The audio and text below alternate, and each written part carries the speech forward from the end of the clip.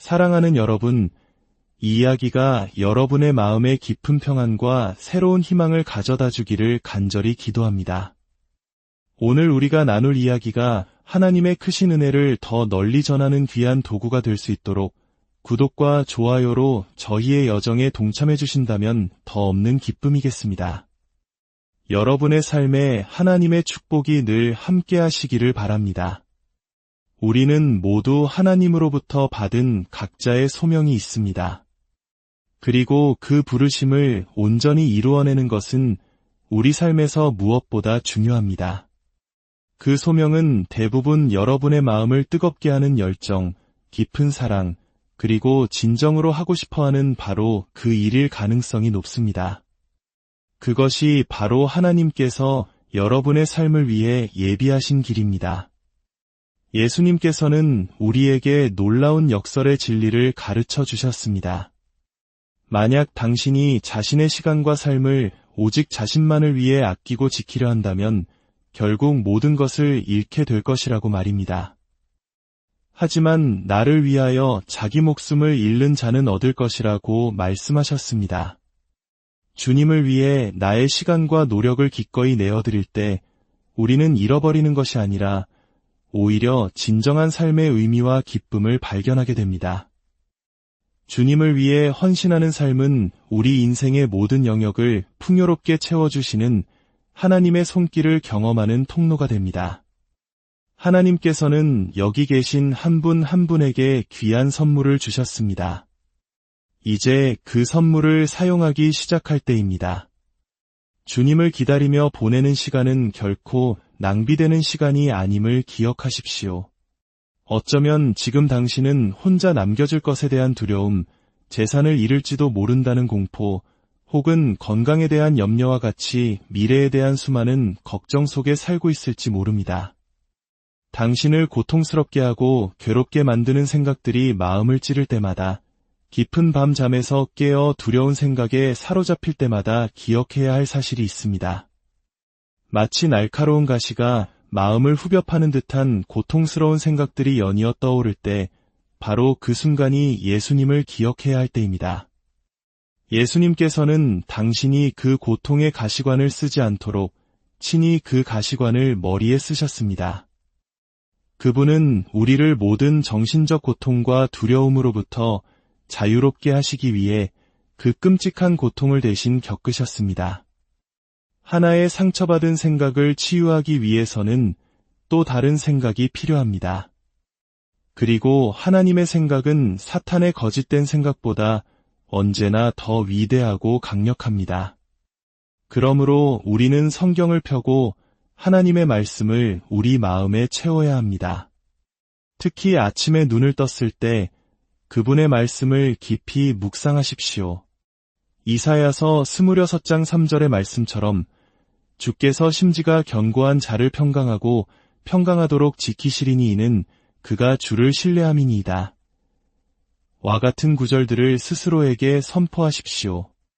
여기서 평강으로 번역된 히브리어 살롬은 단순히 마음의 평화를 넘어선 훨씬 더 깊고 넓은 의미를 담고 있습니다. 살롬은 온전함, 통합됨을 의미합니다. 그것은 우리의 영과 혼과 육, 삶의 모든 차원에서의 건강과 안녕을 포함하는 총체적인 평안입니다. 예수님께서는 너희는 마음에 근심하지 말라고 말씀하셨습니다. 그분이 우리에게 바라시는 유일한 것은 근심하지 않는 마음입니다. 그 어떤 상황 속에서도 그분이 주시는 평화, 살롬이 여러분과 함께하기를 축복합니다. 두려움은 결코 우리를 향한 하나님의 계획이 아닙니다. 두려움을 이겨내는 길은 하나님이 당신을 얼마나 사랑하시는지 깨닫고 그 사랑을 깊이 경험하는 것입니다. 성경은 말합니다. 사랑 안에 두려움이 없고 온전한 사랑이 두려움을 내쫓나니 아멘. 주님은 당신이 아무 걱정 없이 살기를 원하십니다. 그분이 당신을 얼마나 아끼고 돌보시는지 당신 삶의 아주 작은 부분 하나까지도 세심하게 살피고 계심을 알기 원하십니다. 주님의 사랑과 보호하심, 그리고 회복의 능력을 발견하며 여러분의 마음이 오랫동안 찾아 헤매던 그 깊고 흔들리지 않는 평안을 찾게 되기를 기도합니다. 세상이 결코 줄 수도 빼앗을 수도 없는 그 평안은 오직 예수 그리스도께서 십자가에서 이루신 완전한 사역 위에 굳건히 세워져 있기 때문입니다. 이제 우리 삶 가운데 일어난 놀라운 기적의 이야기들을 나누고자 합니다. 이 간증들은 살아계신 하나님의 능력이 오늘날에도 우리와 함께 하심을 분명히 보여줄 것입니다. 첫 번째 이야기는 한국에 사시는 한 어머니의 이야기입니다. 이분은 50대부터 시작된 건강 문제로 지난 30년간 고통 속에서 살아오셨습니다. 하루에 서너 번씩 진통제에 의지하지 않고는 일상생활이 불가능할 정도였고 때로는 통증이 다시 찾아올 것이라는 두려움 때문에 약을 끊을 수 없었습니다. 의사들은 정신적인 요인이 크다고 말했지만 수많은 노력에도 불구하고 진통제로부터 벗어날 수 없었습니다. 그녀의 딸은 성찬의 능력에 대해 배운 후 매일 아침 성찬에 참여하며 놀라운 치유를 경험했습니다. 그래서 어머니에게 진통제 대신 성찬에 참여해 보시라고 간곡히 권했습니다. 처음 어머니는 안 해본 것이 없다며 진통제 없이는 살 수 없다고 완강히 거부하셨습니다. 하지만 딸은 포기하지 않았습니다. 매일같이 어머니께 전화를 걸어 성찬에 참여하도록 설득했습니다. 그리고 예수님께서 이미 십자가에서 어머니의 모든 질병을 짊어지셨으며 우리가 할 일은 오직 그 치유를 믿음으로 받는 것뿐이라는 진리를 전했습니다. 마침내 어머니는 마음을 열고 성찬에 참여하기 시작했습니다. 어느 날 딸은 예수님께서 십자가에서 우리의 질병을 가져가시는 모습을 믿음의 눈으로 바라볼 때 치유가 일어난다는 설교를 듣게 되었습니다. 그녀는 즉시 어머니께 전화를 걸어 어머니의 모든 고통과 두려움을 예수님께서 십자가에서 대신 짊어지시는 모습을 상상해 보시라고 말씀드렸습니다. 그리고 예수님의 이름으로 통증에 대한 두려움을 꾸짖고 치유해 주신 주님께 감사하라고 권했습니다. 처음에는 통증이 돌아올 때마다 진통제를 복용해야 했지만 어머니는 십자가의 예수님을 계속 바라보며 꾸준히 성찬에 참여했습니다. 그러던 어느 날 몸에서 더 이상 통증이 느껴지지 않을 뿐만 아니라 진통제를 찾던 마음의 갈망조차 사라졌다는 것을 깨달았습니다. 그날 이후로 어머니는 30년간 의지했던 진통제를 완전히 끊게 되었습니다. 두려움과 실제적인 고통으로부터 온전히 자유를 얻은 것입니다. 할렐루야. 두 번째 이야기는 유방암 진단을 받았던 한 자매님의 간증입니다. 그녀는 매일 성찬에 참여하며 현재는 암이 완치된 상태입니다. 하지만 몇 달 전 심장이 불규칙하게 뛰는 부정맥 진단을 받게 되었습니다. 심장에 대한 걱정은 불면증으로 이어졌고 죽음에 대한 부정적이고 두려운 생각에 사로잡혔습니다. 그러던 어느 주일 온라인 예배에 참석했을 때 목사님께서 심장질환으로 고통받는 사람들을 위해 기도하며 하나님께서 이미 당신을 고치셨습니다. 병원에 가서 확인해 보십시오 라고 선포하는 것을 들었습니다. 그녀는 그 치유의 말씀을 즉시 자신의 것으로 붙잡았습니다. 최근 병원을 다시 찾았을 때 더 이상 심장 두근거림을 느끼지 않았습니다. 의사는 운동 부하 검사와 24시간 심전도 검사를 진행했습니다.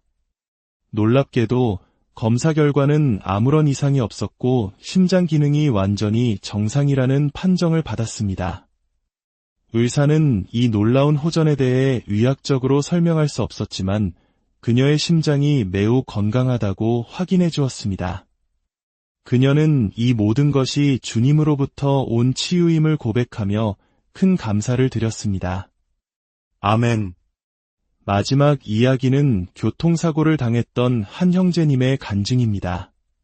사고로 왼손이 심하게 부어 병원에 입원했는데 검사 과정에서 2에 3cm 크기의 종양이 있다는 사실을 발견하게 되었습니다. 그는 큰 충격을 받았지만 종양이 양성이기를, 그리고 하나님께서 치유해 주시기를 계속해서 기도했습니다. 수술 며칠 전 그는 예배에 참석했습니다. 바로 그날 목사님께서는 복부에 종양이 발견된 한 사람을 지목하며 주님께서 그 사람을 치유하셨습니다. 라고 선포하셨습니다. 그는 즉시 예수님의 이름으로 그 치유를 자신의 것으로 선언했습니다. 며칠 후 내시경과 조직 검사를 받았습니다. 검사가 끝난 후 의사는 좋은 소식이 있다며 종양을 찾을 수 없었다고 말했습니다. 만일을 위해 CT 촬영을 추가로 진행했지만 그곳에서도 종양은 발견되지 않았습니다. 할렐루야. 심지어 사고로 다쳤던 왼손 역시 미세한 골절조차 없이 완벽하게 치유되었습니다. 주님의 선하심과 자비하심을 찬양합니다.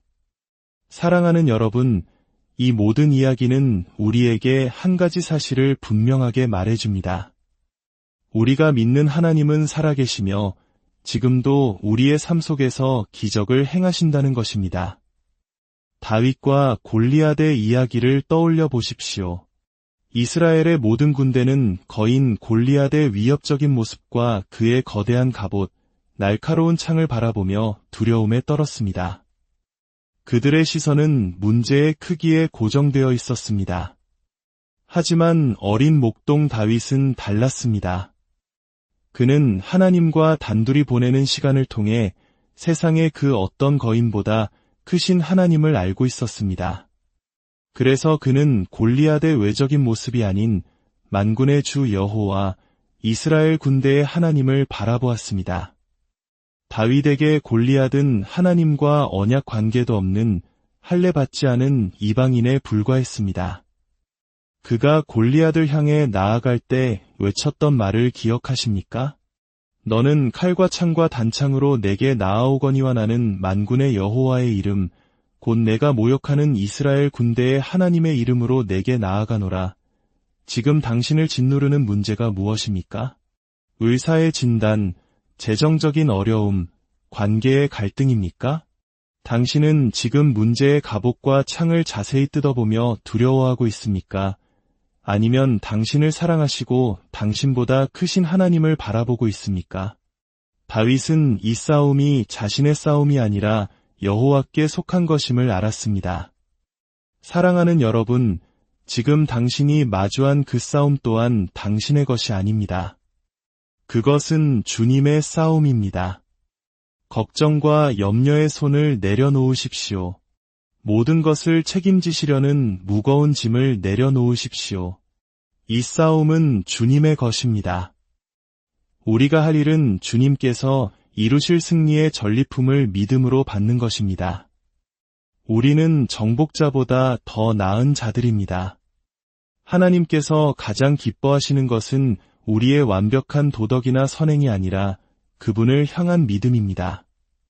그분의 말씀을 있는 그대로 믿고 그분에 대해 선한 생각을 품는 사람을 하나님은 찾고 계십니다. 로마서 8장의 위대한 믿음의 논리를 기억하십시오. 만일 하나님이 우리를 위하시면 누가 우리를 대적하리요? 이 말씀은 의심의 표현이 아닙니다. 만일이라는 단어는 임으로, 이기 때문에라는 확신의 의미를 담고 있습니다. 즉, 하나님께서 우리 편이시기 때문에 그 무엇이 우리를 성공적으로 대적할 수 있겠는가? 라는 승리의 선포입니다. 질병이, 가난이, 사탄이 그 어떤 것도 우리를 무너뜨릴 수 없습니다. 물론 시련과 어려움이 없을 것이라는 의미는 아닙니다. 골리앗은 실제로 존재했고 이스라엘을 위협했습니다. 하지만 중요한 것은 하나님께서 우리와 함께 하신다는 사실입니다. 혹시 지금 당신의 시선이 자연적인 것, 눈에 보이는 것에만 머물러 있지는 않습니까? 세상의 부정적인 소식에 너무 많은 시간을 빼앗기고 있지는 않습니까? 이스라엘 백성들이 두려웠던 이유는 골리앗의 외침을 듣고 그의 갑옷을 보았기 때문입니다. 그러나 다윗은 눈에 보이는 것과 귀에 들리는 것에 좌우되지 않고 오직 하나님과 함께하는 시간을 보냈습니다. 이제 믿음으로 생각하십시오. 하나님께서 우리를 의롭다 하셨는데 우리를 죽이시겠습니까? 예수님께서 우리를 위해 죽으시고 부활하셨는데 우리를 정죄하시겠습니까? 여러분의 몸이 하나님의 성전이라면 그분께서 당신의 몸을 돌보시지 않겠습니까? 하나님은 당신이 그분의 성전인 당신의 몸을 학대하기를 원치 않으십니다. 그분은 당신이 건강하고 온전하기를 원하십니다. 어떤 이들은 하나님께서 우리를 치유하시고 부욕해 하신다는 가르침을 비난합니다. 물론 그 가르침을 남용하는 사람들이 있습니다. 하지만 돈을 남용하는 사람이 있다고 해서 우리가 돈을 모두 버려야 합니까? 진리는 남용의 가능성 때문에 버려져서는 안 됩니다. 우리는 지금 이 시대에 다윗과 같은 믿음의 사람이 절실히 필요합니다. 거대한 문제 앞에서 하나님의 임재로부터 나와 하나님께서 찾으시는 것은 그분을 향한 믿음입니다.